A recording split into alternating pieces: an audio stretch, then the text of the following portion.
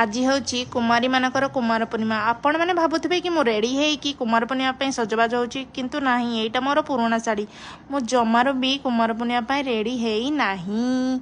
मु किंतु जाऊँ आम साही होता जह्नी ओषा माने कुमार पूर्णिमा को देखापी। आम साइड्रे थी झील मैंने कुमार पूर्णिमा व्रत करुले।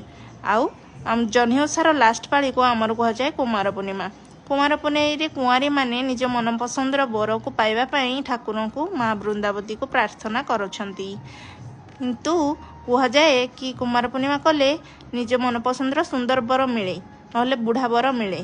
तो चलतु फाइनाली ये आसीगले ऑफिस ऑफिस आसला बहुत भोक लगी। भोक लगी से कहले कि कौन खाइबी। मुझे कहि आज बरा है कौन पाई ना आज कुमार पूर्णिमा। तो चलो गरम गरम बरा टी खाई दियो। तापर से कहले जा प्लेट नहीं कि आसे आम दीज मिसिकी खाइबा। तापर आम दीज मिसिकी टिके बरा खाई देइथिलु आ ता सहित तरकारी खाई देइथिलु। आउ बहुत हेवी हो गला बोले आम कहलु कि चलो टिके बुली आसीबा। आ बाहर टिके गैरेज रे आम बसथिलु। आ बसिला पर सानाई आसिकी टिके भाषण मारदेले।